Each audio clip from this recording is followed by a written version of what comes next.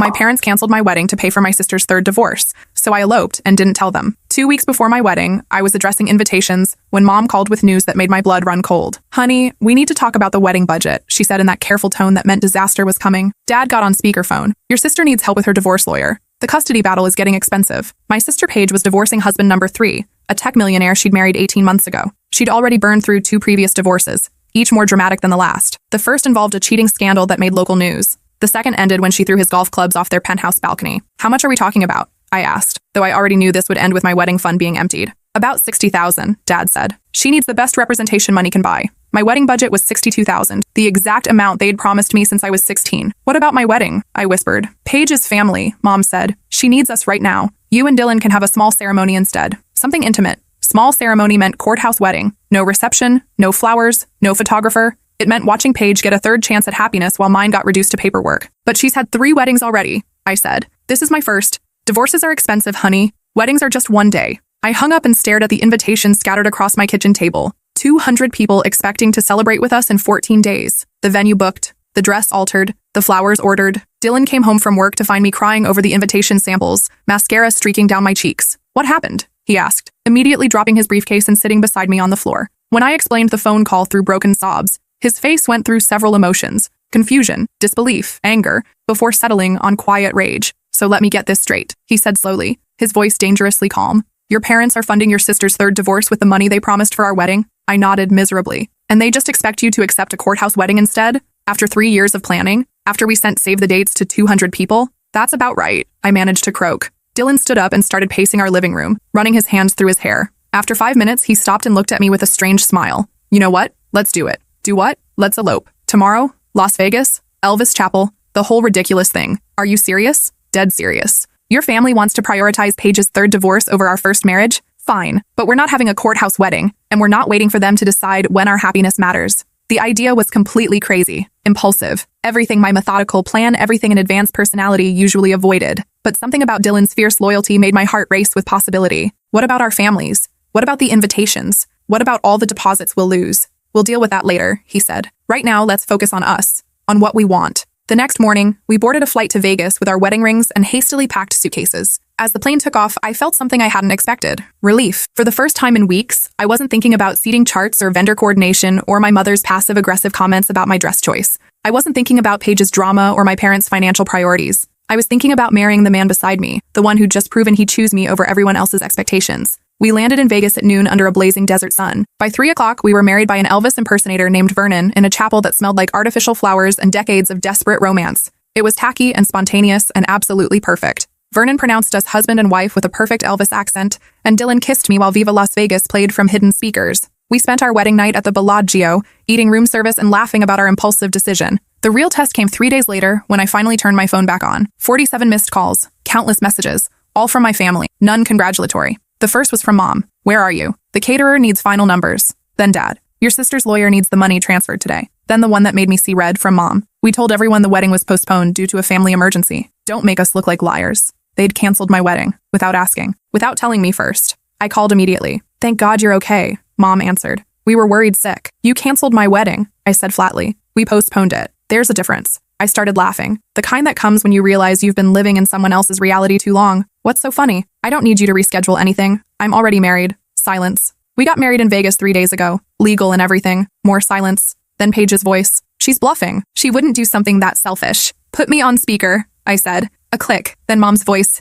"You're on speaker." "Hi, everyone," I said cheerfully. "How's the family emergency going? Getting your money's worth on those legal fees?" "You're being ridiculous," Paige snapped. "Mom and Dad are helping me because I actually need them. You're just throwing a tantrum because you can't have your princess wedding." Something inside me snapped. "Princess wedding?" I said, my voice rising. "I've been engaged for 2 years. 2 years. I've been planning this wedding since I was 16. I saved every penny from my part-time jobs to contribute to it. I booked the venue, tasted the food, chose the flowers. I sent out invitations." "So?" Paige interrupted. "It's just a party." "No," I said. "It's not just a party. It's my wedding. The one wedding I get. Not my third wedding. Like you. My first and only wedding. You're being dramatic." "Am I?" "Let me ask you something, Paige. How much did your first wedding cost?" "The one to the investment banker?" "I don't see how that's relevant." $85,000, I answered for her. "I remember because Dad bragged about it to everyone. Said his daughter deserved the best." "That was different," Mom interjected. "How? How was it different?" "We were in a better financial position then," Dad said. "Really?" because I distinctly remember you taking out a second mortgage to pay for it.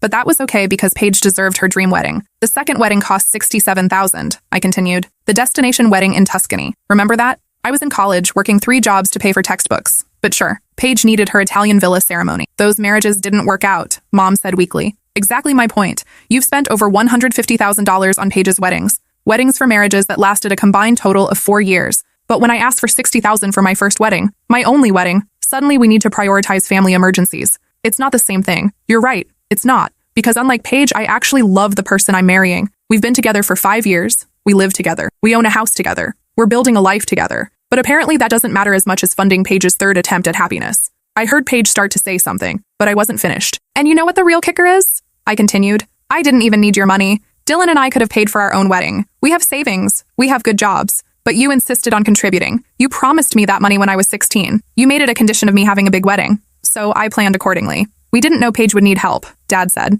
Paige always needs help, I shot back. This is what she does. She makes dramatic choices, burns everything down, then comes running home for money to clean up the mess. And you enable it every single time. She's going through a difficult time. When isn't she going through a difficult time? She's 32 years old and has never supported herself. Not once. Even between marriages, she moves back home and lets you pay for her lifestyle. That's not true, Paige protested. Really? What job do you have right now? Silence. What job have you ever had that lasted longer than 6 months? I'm focusing on my personal growth right now. Personal growth, I repeated. Is that what we're calling unemployment now? You don't understand what I've been through, Paige said, her voice getting whiny. I understand perfectly. You married a rich man for his money, cheated on him, got caught, and now you're trying to take half his assets in the divorce. The same pattern you followed with husband number 2. That's not what happened. Then enlighten me. What happened? We grew apart. You grew apart, or you grew bored and started sleeping with your yoga instructor. How did you know about— Mom started, then stopped. About the yoga instructor? I finished. Because nothing is ever private in this family. Nothing except what matters to me, apparently.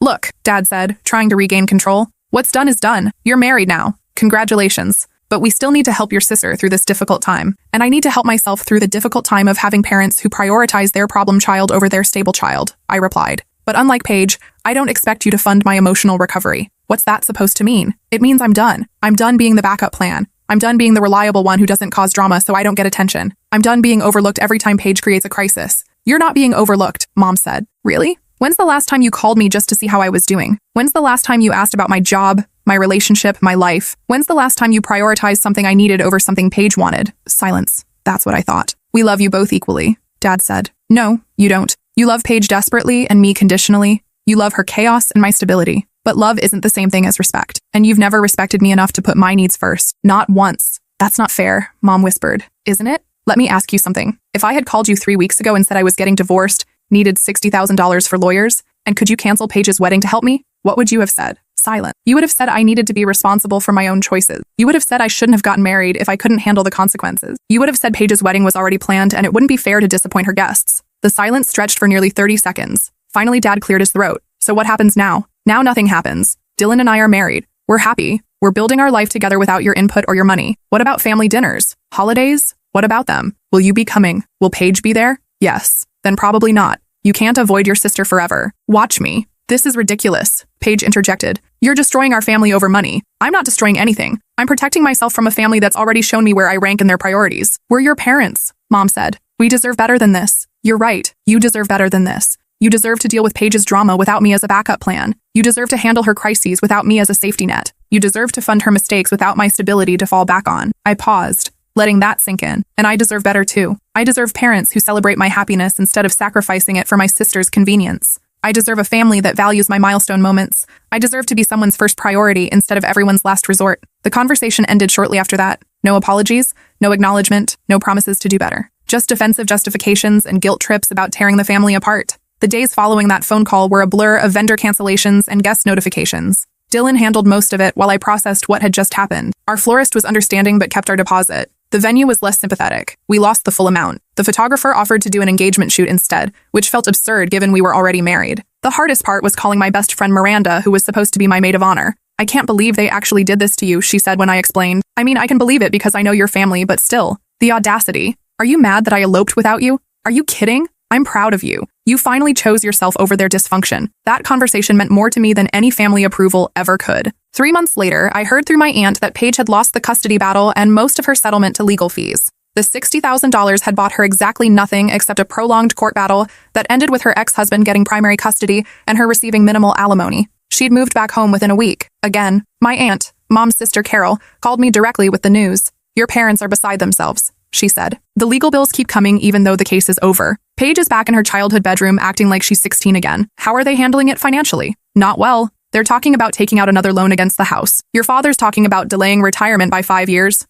I felt a moment of sympathy, then remembered my canceled wedding. And Paige? Already online dating. She told your mother she needs to find someone who appreciates her for who she is. 6 months after that, she was engaged to her divorce lawyer, a man named Richard who was 20 years older and specialized in high-conflict divorces. He had 3 ex-wives of his own, which should have been a red flag, but apparently wasn't. Mom called to tell me about the engagement, her voice carefully neutral. "Paige is engaged again," she said without preamble. "To Richard, her lawyer. They're planning a small ceremony this fall." "How small?" I asked, though I already suspected the answer. "About 100 people. Nothing too elaborate. She's learned from her mistakes." "And you're paying for it?" "We're contributing what we can. Richard is helping too, of course." "Of course he is. How much is your contribution?" "That's not really your concern anymore, is it?" "I guess not. Congratulations to the happy couple." She seemed genuinely confused when I declined the invitation that arrived 2 weeks later. "But she's your sister," Mom said when she called about my RSVP. "This could be a chance for you two to reconnect." "I'm not interested in reconnecting with someone who thinks my wedding was less important than her divorce," I replied. "That was almost a year ago. Can't you move past it? Can she move past thinking the world revolves around her drama?"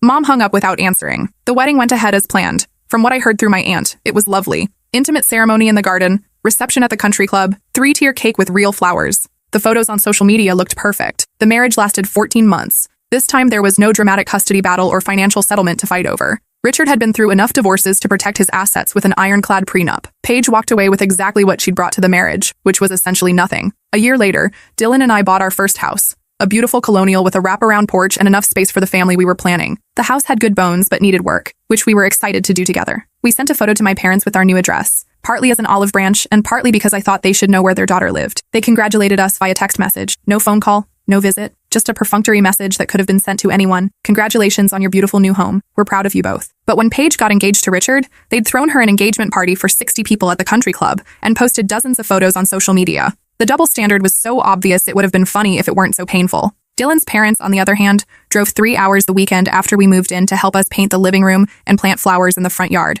His mother brought homemade cookies and his father fixed our leaky bathroom faucet without being asked. This is what supportive family looks like, I thought as we sat on our new front porch that evening, exhausted but happy. 2 years after our Vegas wedding, Dylan and I had our first child, a daughter we named Grace, after my grandmother who'd always believed I could accomplish anything I set my mind to. My parents found out about her birth through Facebook because I'd stopped calling them with personal news months earlier. They sent flowers to the hospital with a card that said, "Congratulations on your beautiful family. We can't wait to meet our granddaughter." It was signed by both of them, but I recognized Mom's handwriting. They met Grace when she was 3 months old, during a brief visit that I arranged more out of obligation than desire. They cooed over her appropriately and took photos, but the interaction felt awkward and formal. More like distant relatives meeting a baby than grandparents bonding with their first grandchild. Mom kept trying to give me parenting advice I hadn't asked for, while Dad seemed uncomfortable holding Grace, as if he'd forgotten how to interact with babies. "You're so natural with her," Mom said, watching me nurse Grace. "I was terrible at breastfeeding with you girls. Had to switch to formula after a few weeks." It was the most personal thing she'd shared with me in years, and I felt a flicker of hope that maybe we could build something new. But then she added, "Of course, Paige was much easier. She took to the bottle right away. No fuss at all. Even in a moment about my daughter, she found a way to make it about how Paige was better." The visit lasted 2 hours. They left promising to come back soon, but soon turned into 6 months. Meanwhile, Dylan's parents visited every other weekend. His mother had taught me to make her famous banana bread recipe, and his father was building Grace a custom bookshelf for her nursery. She called them Nana and Papa and squealed with delight whenever she saw them. When Grace turned 1, we had a party in our backyard with Dylan's family and a few close friends. There were balloons and a smash cake and all the joy that should surround a child's milestone. My parents weren't invited, though they learned about it through social media. Mom called the next day, her voice tight with hurt. "I can't believe you excluded us from our granddaughter's first birthday. We're her grandparents. We have a right to be there." "You weren't excluded," I said calmly while Grace napped in my arms. "You made your choice about what family events matter to you. Grace's birthday apparently wasn't important enough to prioritize, just like my wedding wasn't. That's completely different. We were dealing with a crisis back then. There's always a crisis with Paige. There will always be a crisis. The question is whether you're going to let her chaos control your relationship with your other daughter and your granddaughter." Mom was quiet for a long moment. "I miss you," she said finally. "I miss having you in our lives. I miss the parents I thought I had," I replied. "The ones who would have been proud to see me marry a good man. The ones who would have celebrated my happiness instead of sacrificing it for convenience." "We could try to repair this," she said. We could work through this as a family. Could you prioritize Grace's second birthday over whatever crisis Paige is having next year? Silence. Could you visit your granddaughter regularly without needing a special reason? More silence. Could you call me once a week just to talk about my life? Not because you need something or want to share news about Paige? I don't know, Mom admitted. Then we can't repair it, I said, because repair requires change, and change requires prioritizing differently than you have for 30 years. Around this time, Paige had started dating her personal trainer, a 24-year-old named Brett, who was clearly more interested in her trust fund than her personality. She'd been posting photos of expensive dinners and weekend trips that she obviously wasn't paying for herself. My Aunt Carol filled me in on the details during one of our regular phone calls. She's talking about marriage already, Carol said. Poor boy doesn't know what he's getting into. What about Mom and Dad? How are they handling this? They're just happy she seems settled. Though I think your father is nervous about funding another wedding. He should be. She's already showing your mother pictures of venues. Nothing too expensive, she says, but you know how that goes. I did know. Paige's idea of not too expensive was still more than most people made in a year. 3 months later, Paige announced her engagement to Brett on social media with a photo of a massive diamond ring and a caption about finding her soulmate. Mom called to share the news, her voice carefully cheerful. Paige is engaged again. To Brett, her trainer. They're planning a destination wedding in Hawaii. How nice for them. We're hoping you might consider attending. It could be a chance for the family to come together. Will you be paying for this one too? We're contributing what we can, she said defensively. How much is your contribution this time? That's between us and Paige. Of course it is. She seemed hurt when I declined the wedding invitation, but not surprised. The destination wedding in Hawaii cost $43,000, not including travel expenses for the immediate family. My parents mortgaged their retirement to pay for their portion. The marriage lasted 18 months. This time, Brett left Paige for someone closer to his own age, a fellow trainer at the gym where they'd met. Paige was devastated, not because she'd lost the love of her life, but because she'd been publicly humiliated. There was no dramatic legal battle this time. Brett hadn't accumulated enough assets to make divorce proceedings worthwhile, and Paige's pride was too wounded to fight for alimony from someone who'd rejected her. She moved back home for the 4th time, turning my childhood bedroom back into her personal retreat center, complete with crystals and vision boards about manifesting her perfect life. Now Grace is 3 years old and speaks in complete sentences, asking thoughtful questions about everything from why flowers need water to where babies come from. She's curious and confident and secure in the knowledge that she's unconditionally loved. We're expecting our second child, a son we plan to name after Dylan's grandfather. When he's born, he'll be surrounded by people who choose to be present for his milestones, not people who show up when it's convenient. Grace has met my parents 5 times in her 3 years. She doesn't ask about them or wonder why Nana and Papa, Dylan's parents, visit so much more often. To her, Dylan's family is just family, and my parents are people who occasionally send birthday cards. Sometimes I feel sad that she'll never have the relationship with my parents that I'd imagined, but then I watch her with Dylan's family, comfortable and loved and completely secure, and I realize she's not missing anything at all. She's learning what healthy family relationships look like. She's growing up knowing that love doesn't come with conditions or competition. She's seeing what it means to be truly prioritized by the people who matter. Last month, Paige started dating her life coach, a man named Phoenix who charges $300 an hour to help people align their chakras with their financial goals. She's been posting photos of meditation retreats and crystal healing sessions that she's obviously not paying for. My Aunt Carol keeps me updated, though I've stopped asking for details. Your parents are worried about this one, she told me during our last conversation. Phoenix has some interesting ideas about money being an energy that needs to flow freely, meaning he thinks Paige should give him hers. That's about the size of it. But you know your sister. She's convinced he's her twin flame or some such nonsense. I don't doubt it. They're already talking about a commitment ceremony, not a legal marriage, but something to honor their spiritual connection. Of course they are. I've stopped expecting my parents to learn from their mistakes. The pattern is too ingrained, the enabling too automatic. They'll fund whatever Paige needs because that's what they've always done, and admitting it was wrong would mean acknowledging how much they've lost. Sometimes I wonder if they think about Grace and the son I'm carrying, if they regret choosing Paige's endless drama over their stable daughter and grandchildren, if they realize what they've sacrificed for someone who's never once said thank you or changed her behavior. But then I remember the relief I felt on that plane to Vegas. The joy of marrying someone who put me first without hesitation. The peace of building a life with people who value consistency over chaos.